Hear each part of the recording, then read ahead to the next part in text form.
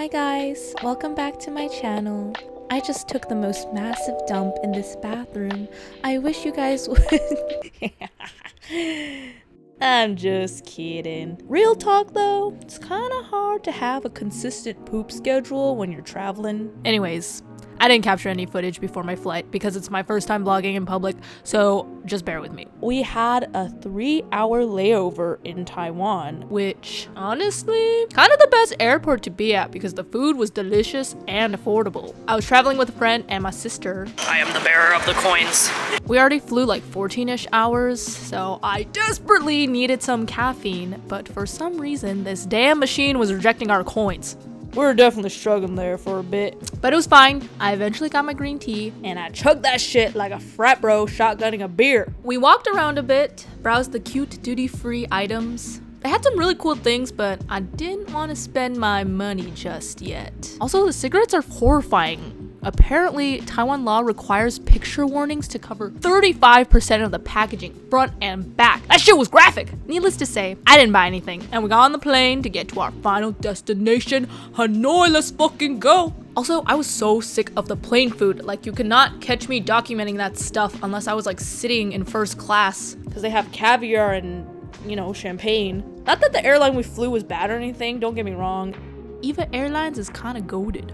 So we landed, got a taxi to our hotel. Damn, I was so greasy. Felt like pure shit. But we had a food tour in like the next couple hours, so there was literally no time to waste. Yeah, don't be deceived. The weather was overcast, but it was pretty hot outside. I was not ready to feel summer in February. So we checked into the hotel.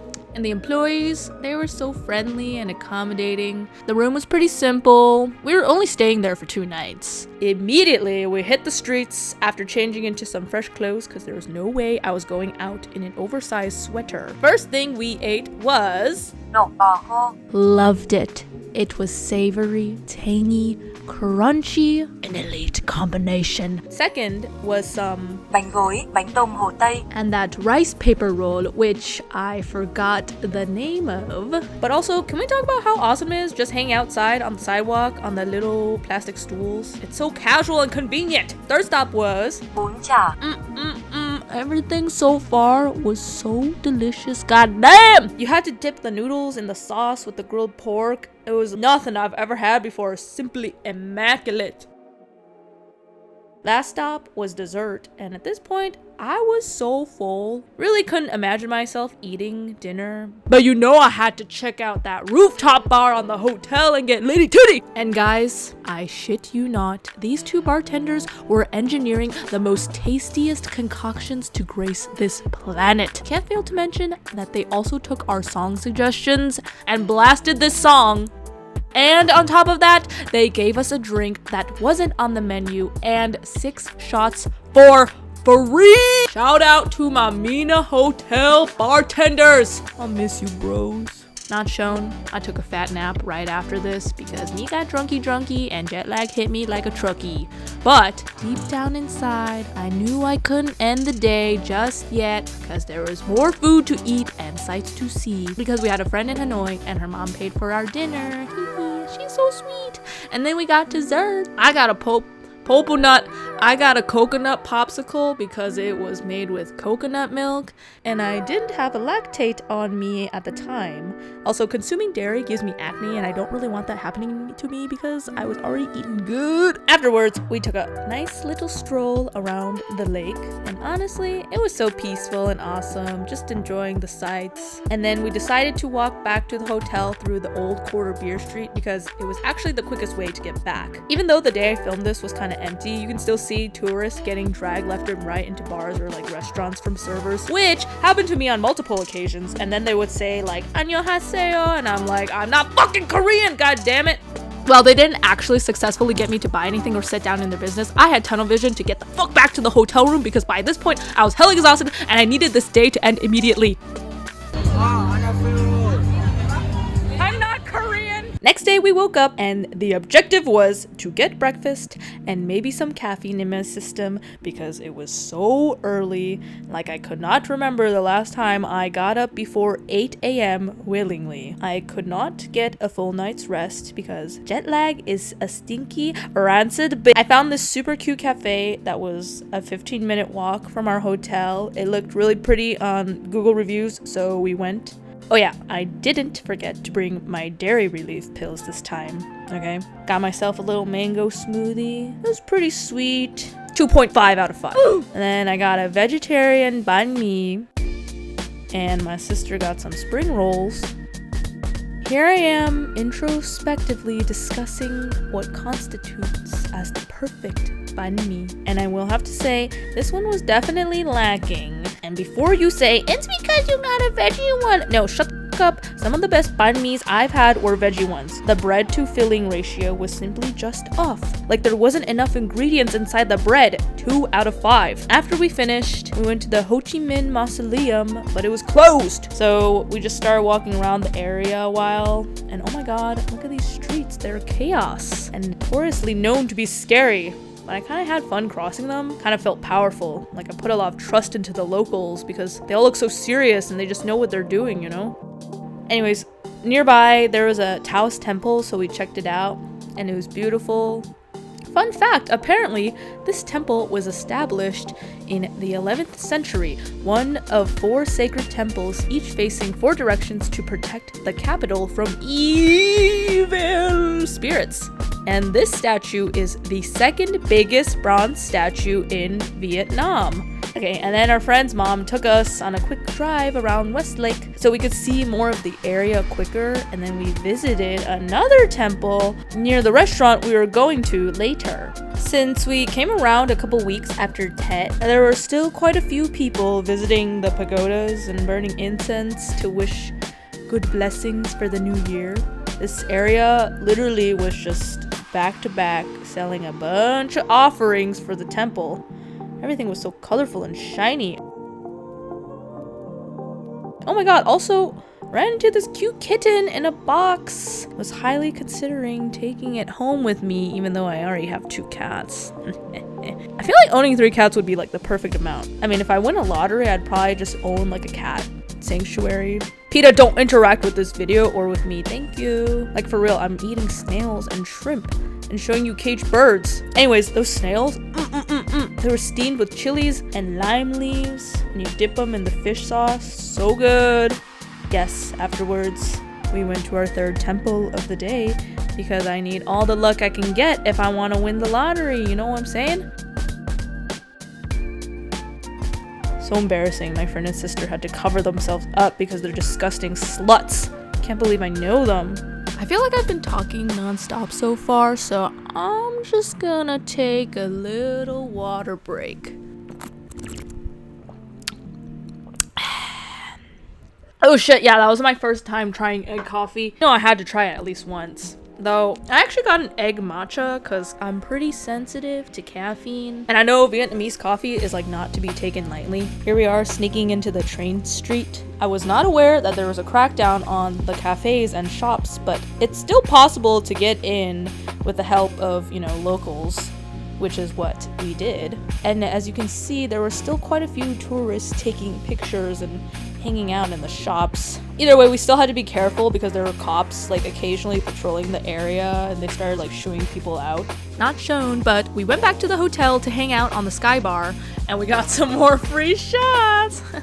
And then we decided to get massages as well. We were mad chillin'. And then for Din Din, we ate some chicken pho. It was so extremely comforting. Honestly, it was like one of my favorite things we consumed. And also we got some dessert that was way too cute to eat.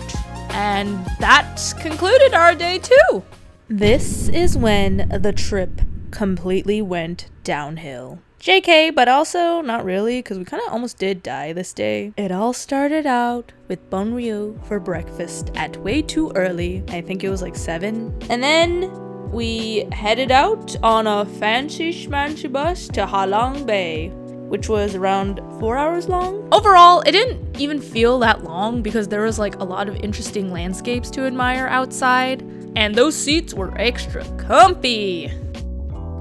We made one pit stop at the Pearl Museum / farm / store. Apparently, the way you can tell whether a pearl is fake or not is if you like rub them together or on a hard surface and you can see like powder or dust forming. Though, wouldn't that just damage the pearls and make them lose value? Meh, what do I know? My toxic trait is thinking that I can do that.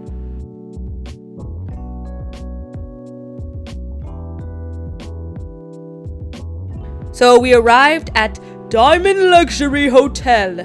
Very luxurious, as you can see here.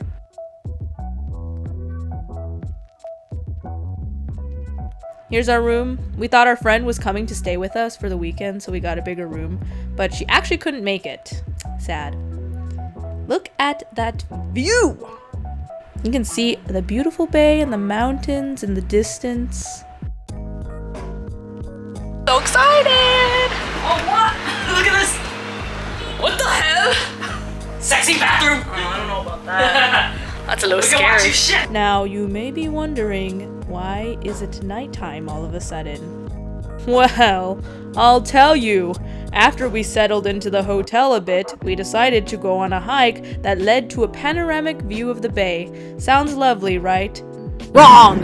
Wrong! Wrong! Yeah, so we were trying to get up to like the sightseeing view, and basically like the only way I think to get up is through like this old lady's like backyard. Like when I say backyard, it's like literally not any backyard you are probably picturing in your head right now. It is like a treacherous mountainous terrain, and it's extremely steep.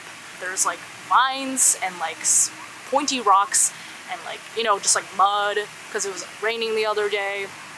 And she had like dozens of like tiny little dogs like running around, barking at us, yapping. It smelled horrible. She had like chickens everywhere too. I was really scared. We were all really scared because we didn't know if they were like vaccinated with like, I mean, we didn't know if they like carry rabies or not. At that point, we're like, I mean, we already paid, so like, let's just see if we can like actually go up the mountain. We did not heed to any of the warnings on Google reviews, which we should have. Honestly, I thought it was gonna be fine because I was like, you know, if people like regular people are doing it, like, why can't I? Like, I feel like I've climbed a fair share of rocks outdoors before, but this was like not anything I've done ever.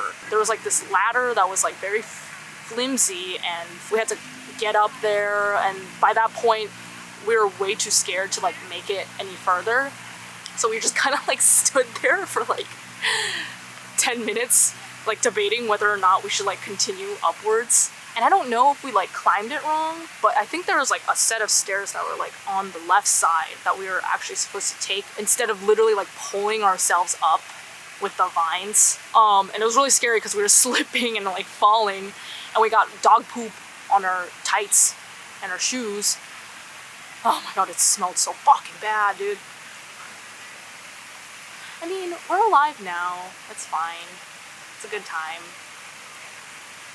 I'm chilling at this park. The fountain's nice. At the end of the day, it was really dangerous. I think that lady's like a sociopath, and she's like getting a lot of money from random tourists. And I mean,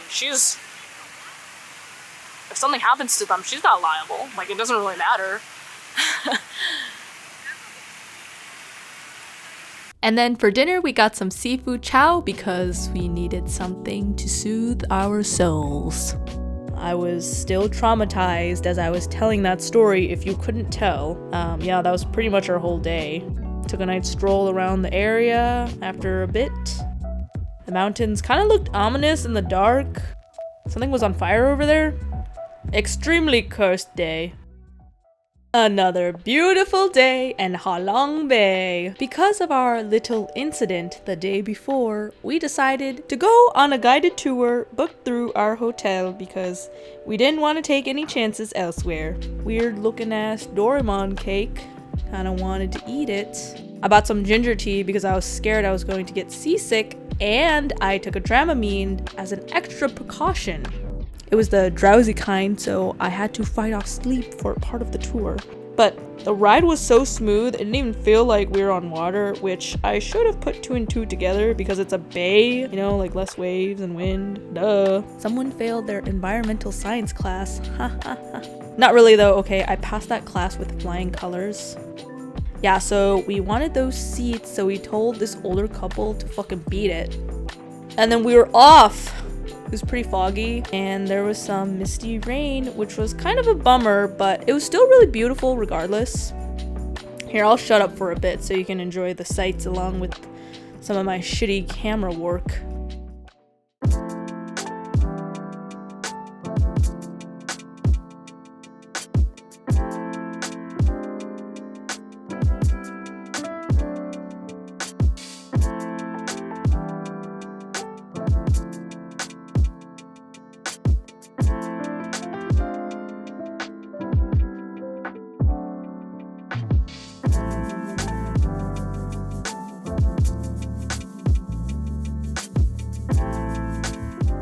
Our first stop on the boat was this 700-step upward climb hike to a gazebo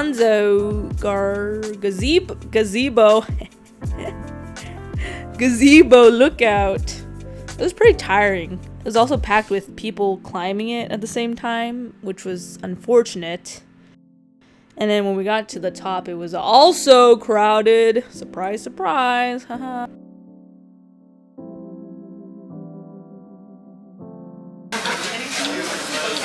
Views aren't even good. And then our second stop was the Songsat Cave, which is one of the biggest caves in Halong Bay. This was my first time being in a cave.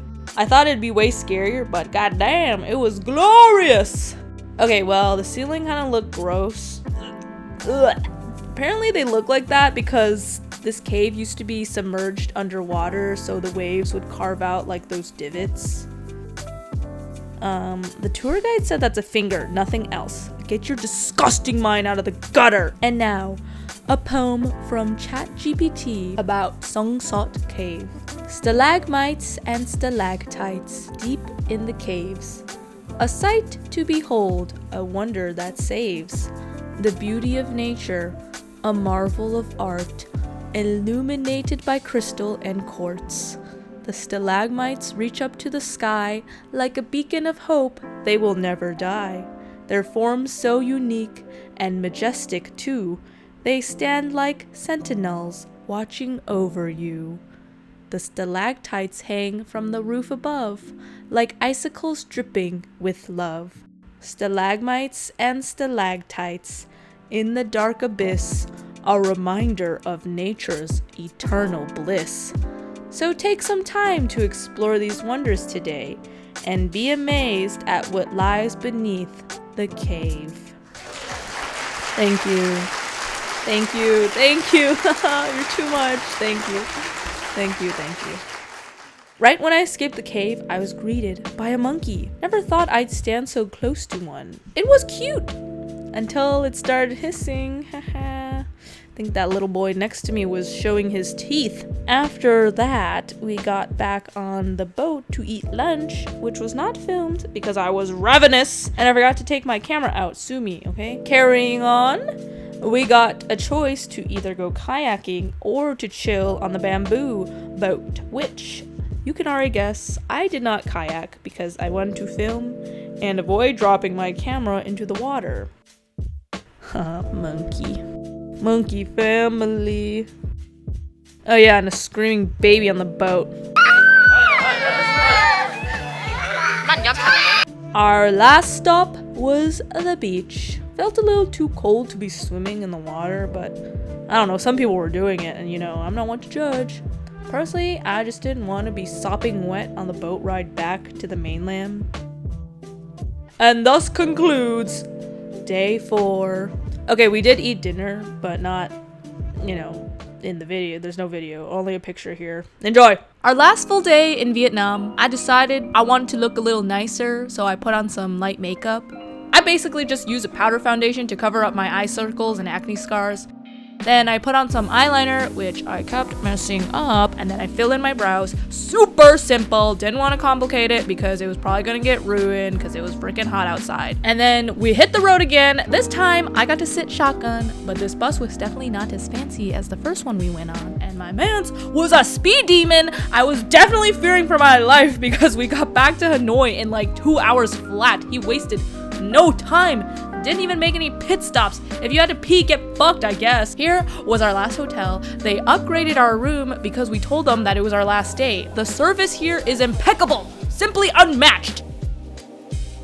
Then it was lunchies. We didn't try the beef pho in Hanoi yet, which was highly recommended because the flavor profile between northern and southern pho is quite different. And then my sister and I went to visit the prison museum to brush up on our history.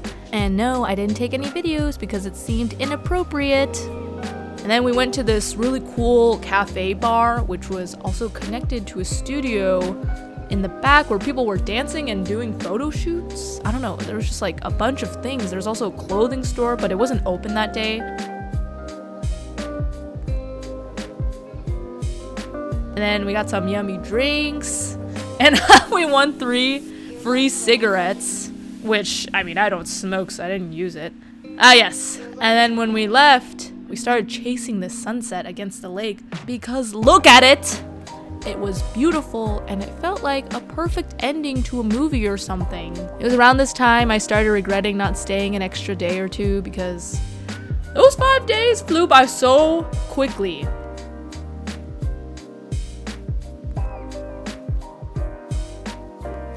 And as memorabilia, is that right? As memorabilia, we got our nails done. And then this was our last dinner. We had some noodles, you know, fried rice, and quail, which I thoroughly enjoyed. And our friend offered a ride back to our hotel on her motorbike. And how could I refuse? I felt so alive! I didn't want to leave. Take me back. And then the next day, we had to catch a flight to Taiwan at like 2 p.m. So I decided to chill at a cafe one more time and drink a matcha, which almost made me throw up on the way to the airport because it was so strong. Stay tuned for the next Taiwan vlog. Okay, bye. Thanks for watching. Yeah. I almost threw up in the car. It was horrible.